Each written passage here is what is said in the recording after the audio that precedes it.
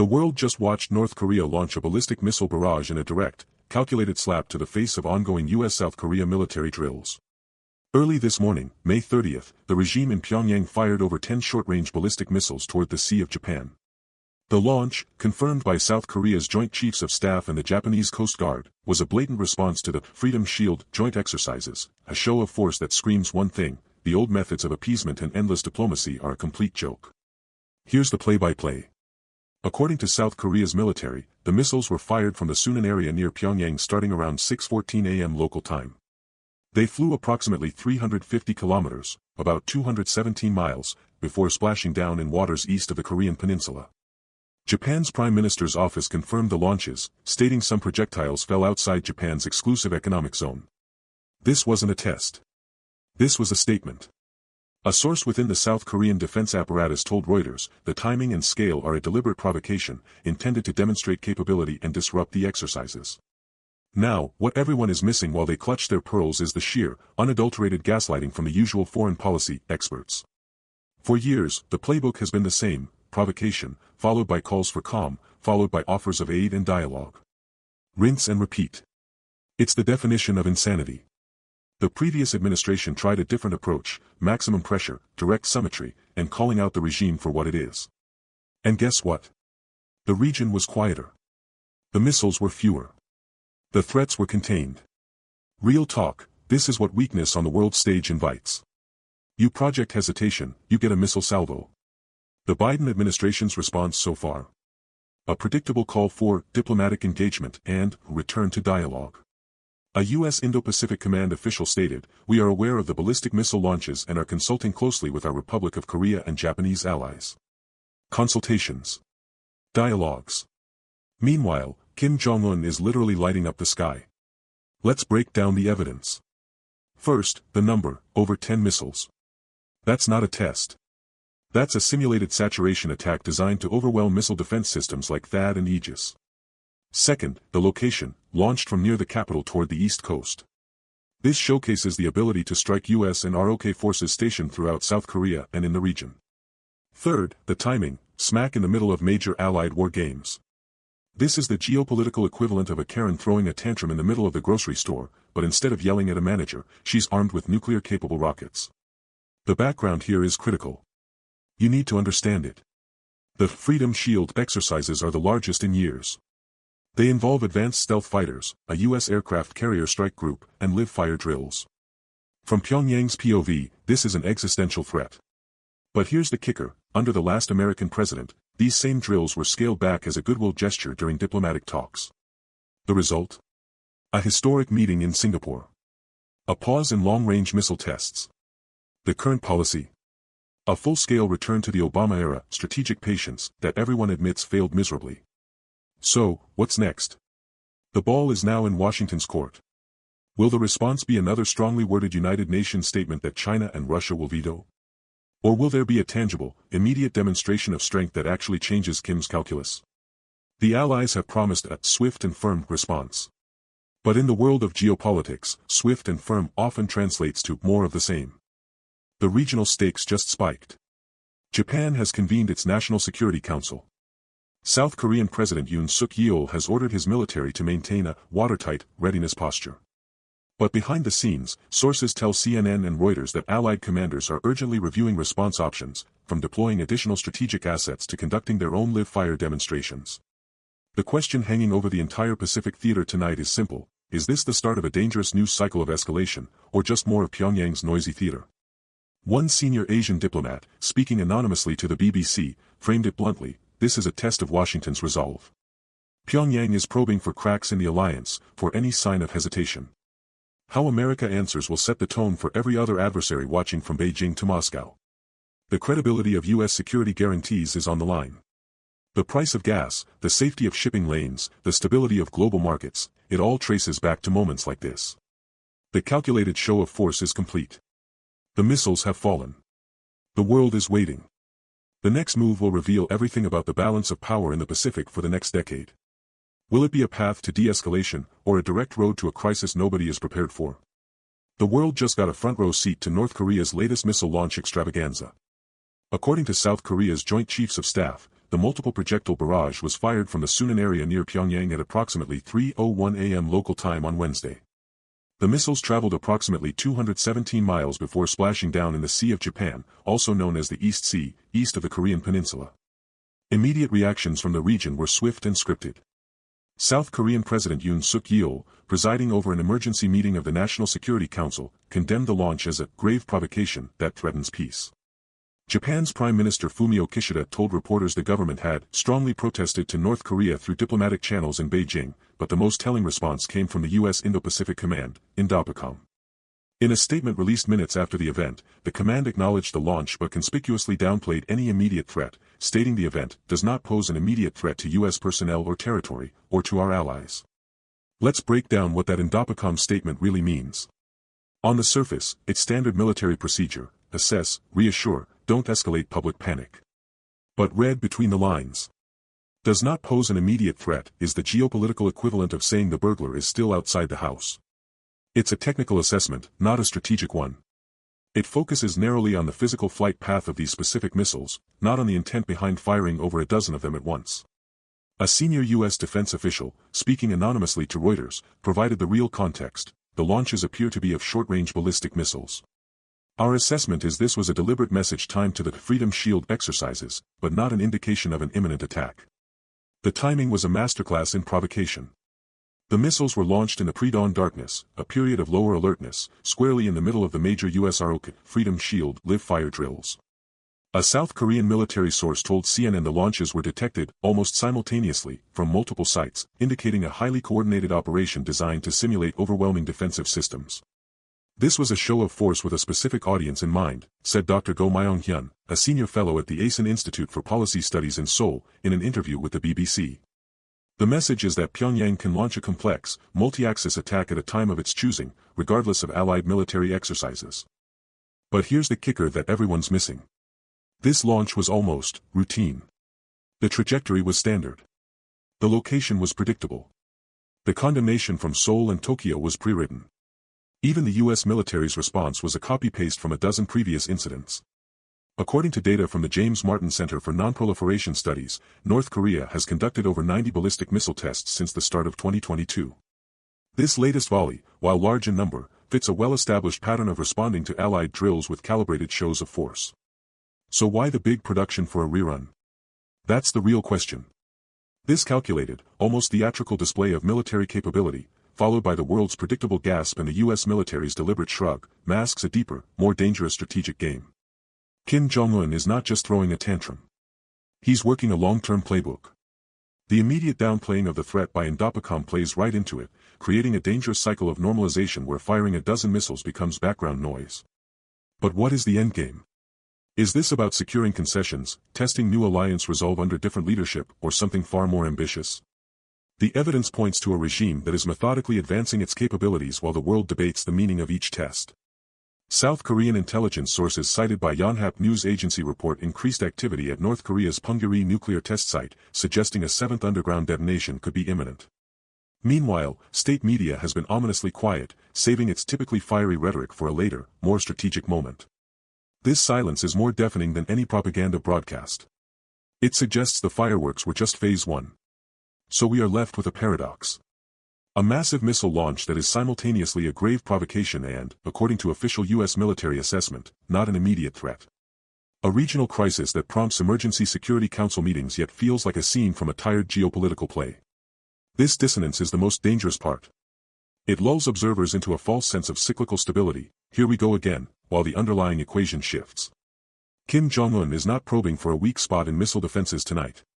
He's probing for something far more valuable, a crack in the political will of his adversaries. He is testing whether the response will be more strategic patience, more scaled-down exercises, more offers of unconditional talks. He is looking for the path of least resistance. And that is the cliffhanger for the entire Pacific. The missiles have sunk. The statements have been issued. The world is moving on to the next news cycle. Washington, D.C., so here's the POV shift that changes the entire board. While analysts were dissecting missile trajectories and Kim Jong-un's tantrum, former President Donald Trump was already moving. According to sources close to his campaign who spoke to Reuters, Trump has privately signaled to advisors that, if elected, re-engagement with North Korea would be a day one priority, viewing the current crisis not as a barrier, but as a predictable piece of theater before the real negotiation begins. This is the context everyone's gaslighting themselves to ignore. The US and South Korea just wrapped their largest joint military exercises in years, Freedom Shield. The official line from Seoul and Washington. The drills are defensive. But from Pyongyang's POV, and critically, from Trump's stated perspective, they're the ultimate provocation. It's like waving a red flag in front of a bull and then being shocked when it charges, a former senior Trump administration official, who requested anonymity to discuss private conversations, told the BBC. The president, Trump, always believed the exercises were unnecessarily provocative and a waste of money. He sees this launch as Kim playing the hand he was dealt. Let me show you the evidence. First, the diplomatic backchannel. CNN reported last week that intermediaries for Trump and North Korean officials have had low-level contact in recent months, a fact downplayed by the current administration. Second, the public record. In a rally in Ohio on March 16, Trump stated, "We were this close to a deal. It was all going fine until the other guys, the Biden administration, came in and messed it up with their big, expensive war games." Third, the Kim regime's own pattern. They have consistently used major allied drills as a launchpad, literally, to escalate, secure their position, and then offer to talk from a place of demonstrated strength. Now, what everyone missed in the knee-jerk condemnation cycle is the strategic opening this creates. This is classic North Korean negotiation 101, said Sumi Terry, a former CIA senior analyst on Korea, in an interview with NBC News. They create a crisis, demonstrate capability, and then offer to de-escalate in return for concessions, often a reduction in exercises or sanctions relief. They are setting the table for the next administration. And Trump is eager to sit back down. Internal campaign polling cited by Axios shows his base strongly supports his deal-making approach with Pyongyang, contrasting it with what they call the failed strategic patience of both Bush-Obama era and Biden's current posture. The political calculus is clear. A historic breakthrough with North Korea would be a legacy-defining victory. The risk of another failed summit? Dismissed as fake news from the same media that, in his view, never gave the Singapore Agreement a chance. But here's the real talk. This isn't 2018 anymore. The battlefield has changed. According to a new assessment from the Center for Strategic and International Studies, SISE, North Korea's nuclear arsenal has grown by an estimated 20 warheads since Trump left office, and its missile technology has advanced to include solid fuel systems that can be launched with little warning. The idea that we can just pick up where we left off is dangerously naive, said Victor Cha, a former White House official under George W. Bush. Kim Jong-un is in a much stronger position. Any negotiation now starts with him demanding recognition as a nuclear state, which is a non-starter for U.S. security policy. So we are left with the ultimate cliffhanger. Is this week's missile barrage, this massive, routine provocation, the final barrier to diplomacy? Or is it, in the twisted logic of this reality TV geopolitics, the essential prelude? One path leads to a dramatic, high-stakes Trump-Kim summit redux, with the former president betting he can close the deal he started. The other path leads to a dangerous new normal of ignored provocations and a nuclear North Korea that the world simply learns to live with. The Freedom Shield exercises are over. The missiles are sunk. But the real game is just beginning. And the central player isn't in Pyongyang or Seoul. He's in Mar-a-Lago, watching, and waiting for his cue. Let's cut through the noise. North Korea's massive missile launch wasn't just a tantrum. It was a meticulously scripted scene in a high-stakes geopolitical drama, and understanding the motive is the key to the whole plot. This wasn't random aggression, it was a three-part playbook execution designed for one audience above all, the man who believes he can deal with it. First, deterrent signaling on steroids, launching over a dozen ballistic missiles of varying ranges during the largest Allied drills in years isn't just a protest. It's a live-fire infomercial for Pyongyang's evolving arsenal. This was a full-spectrum demonstration, a senior Pentagon official, speaking on background, told Reuters. Short-range, potentially hypersonic, sea-based. The message is, our capabilities are more diverse, more survivable, and we can overwhelm your defenses. Your military options are shrinking. The timing, synchronized with the climax of Freedom Shield, was calculated to maximize the humiliation and showcase the ability to operate under pressure. Second, realistic military training, forget parades. This was a drill for the real deal. South Korea's Joint Chiefs of Staff confirmed the launch's simulated strikes on key facilities in the south. Think command nodes, airfields, and logistics hubs. They are moving beyond symbolic tests to integrated, large-scale exercises that mirror actual wartime scenarios, said Bruce Klingner, a former CIA Korea Deputy Division Chief now at the Heritage Foundation, in an analysis for 38 North. Each launch provides data on command and control, logistics under simulated conflict conditions, and crew readiness. They are training for war while we train for deterrence. But here's the POV everyone is missing, the third and most critical motive, creating political leverage for the negotiation Kim actually wants, ***. This is the ultimate gaslighting. Create a crisis so severe that de-escalation itself becomes a concession. Sue Mi Terry, the former CIA analyst, nailed it in her NBC interview. They create a crisis, demonstrate capability, and then offer to de-escalate in return for concessions. The provocation is the opening bid. By acting the part of the uncontrollable rogue state, North Korea makes the return to talk seem like a diplomatic victory for whoever can broker it. And who is selling himself as the only broker who can? Donald Trump. This analysis validates his core, often mocked argument, that direct, top-down engagement is the only way to break this cycle. The Biden administration's approach, deterrence through exercises and waiting for Pyongyang to denuclearize first, just yielded the largest missile barrage in months. From Trump's rally POV, this is a feature, not a bug. It proves the other guys failed. The old playbook of strategic patience is a joke. It's not patience, it's paralysis, a Trump campaign advisor, who requested anonymity to speak freely, told Axios. The launch proves the pressure is built up. You need a leader who isn't afraid to release the valve and cut a deal. The evidence is in the pattern. Kim Jong-un invested years and precious resources to build a nuclear arsenal that can now credibly threaten the U.S. homeland. He didn't do that just to sit on it. He did it to be taken seriously at the negotiating table from a position of undeniable strength. The size assessment noting a 20-warhead increase since 2020 only makes Kim's leverage more potent. He's not signaling to start a war he'd lose, he's signaling to start a negotiation he believes he can win. So we're left with the cliffhanger. This calculated move, the deterrent signal, the military drill, the leverage play, has blown up the status quo. The table is shattered. But in the wreckage, is there an opening? Could this massive no actually be a twisted invitation to the one person Kim believes said yes? The stage is set. The villain has monologued. Now, is the hero waiting in the wings at Mar-a-Lago ready for his comeback scene? The real danger on the Korean peninsula is no longer a single missile test, but the escalating cycle of action and reaction that could spiral into a catastrophic miscalculation. According to a recent war game analysis by the Center for Strategic and International Studies, SISE, the range of potential outcomes now stretches from a managed de-escalation to an accidental crisis spiraling into full-scale war, underscoring the desperate need for a diplomatic off-ramp that current policies are failing to provide. First, the escalation trap. Every North Korean provocation demands a response from Seoul and Washington to maintain deterrence credibility. Every allied military drill, in turn, is framed by Pyongyang as an existential threat requiring another, more advanced weapons test. We are in a classic action-reaction cycle where both sides feel compelled to respond to the other's last move, driving the tension higher with each rotation, said Dr. Van Jackson, a former Pentagon strategist and professor at Victoria University of Wellington, in an interview with The Diplomat. The risk is that one side, particularly North Korea, misreads a defensive maneuver as a prelude to attack and decides to strike first. Now, here's the POV that validates the Trump argument for direct engagement. This entire dangerous cycle is a product of failed strategic miscalculation. The Biden administration's stated goal is the complete denuclearization of the Korean peninsula, a maximalist position that experts say Kim Jong-un will never accept. By refusing to talk without preconditions, the U.S. has ceded the initiative. North Korea fills the diplomatic vacuum with missile launches. The current policy is based on a miscalculation that pressure alone will force North Korea to capitulate. It hasn't for 30 years, said the same Trump campaign advisor who spoke to Axios. What it does is guarantee more tests, more risk, and brings us closer to a mistake that could cost millions of lives. Only a leader willing to talk without preconditions can break this. Second, the accidental crisis scenario. Imagine a South Korean fighter jet scrambling to intercept a North Korean drone suffers a mechanical failure and crashes in the north.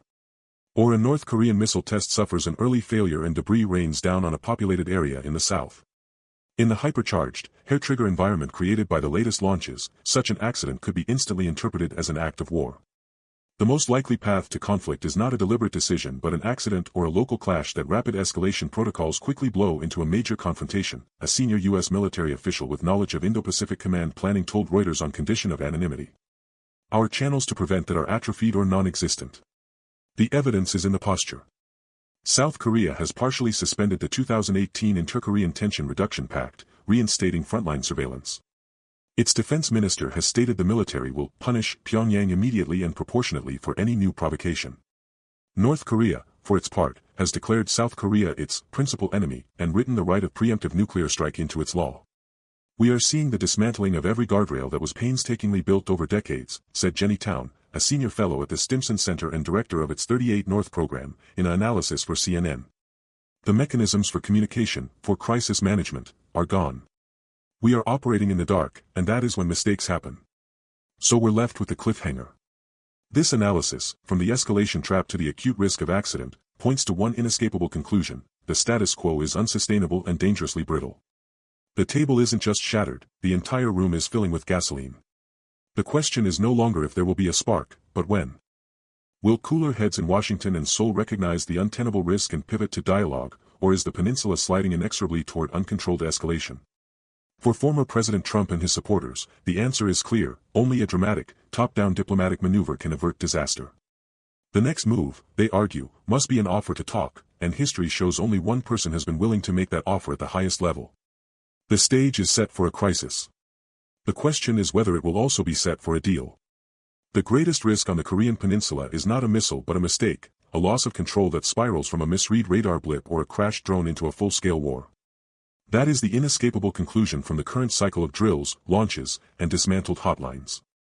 The diplomatic vacuum is not just a policy failure, it's a tinderbox.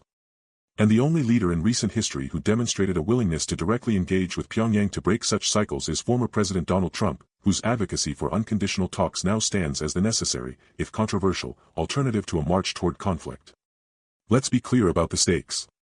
This isn't about appeasement. It's about crisis management.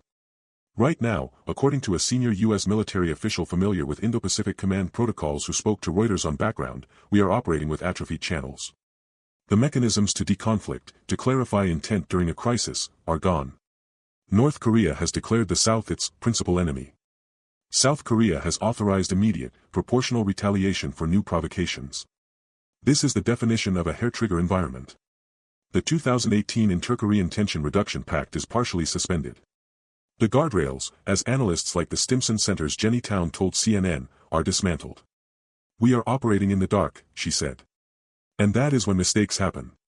The Biden administration's position, that talks can only resume after North Korea takes concrete steps toward denuclearization, is, in the view of Trump-aligned advisors, a recipe for guaranteed escalation. It's a policy that has failed for decades, a Trump campaign foreign policy advisor told Axios. It assumes maximum pressure will force capitulation. All it does is guarantee more tests, more risk, and brings us closer to the one accident we cannot afford. The evidence is in the trajectory: more missiles, more advanced warheads, and a nuclear doctrine from Pyongyang that now explicitly includes preemptive strike options.